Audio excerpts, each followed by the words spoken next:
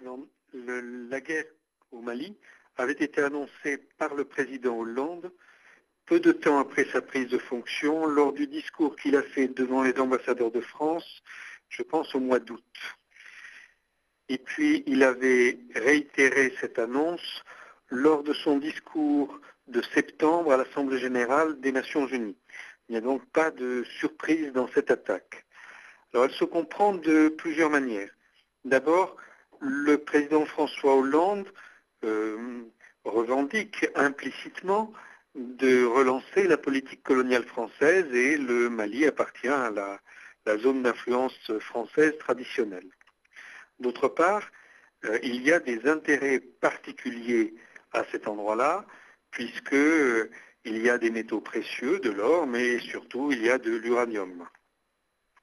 Et la France a absolument besoin de cet uranium pour pouvoir vendre ses centrales nucléaires, puisque vous savez qu'on vend en même temps la technologie nucléaire, le combustible et le retraitement des déchets.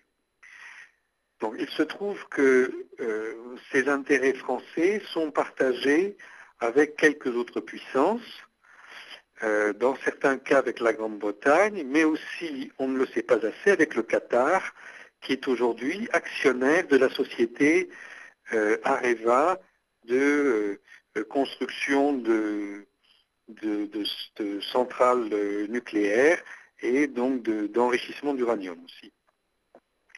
Donc le processus a été très très long à enclencher pour pouvoir lancer cette guerre et au fond la technique choisie rappelle ce que les États-Unis ont fait au cours des 10 dernières années pour s'introduire dans différents théâtres d'opération. C'est-à-dire que là, la France a d'abord armé les rebelles. Alors, à l'époque, ils n'étaient pas rebelles, bien sûr. À l'époque, ils étaient armés pour lutter contre Muammar Kadhafi.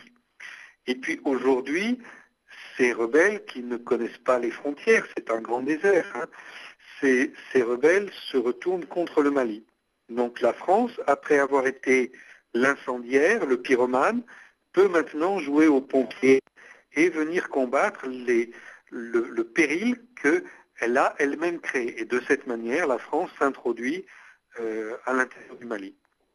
Et on voit que la France souhaite étendre cette action progressivement à d'autres États. Donc on se souvient, on a eu successivement les opérations en Côte d'Ivoire, en Libye, en Syrie, maintenant au Mali. Voilà, donc c'est un projet qui va s'étendre progressivement, certainement, à l'Afrique du Nord et de l'Ouest.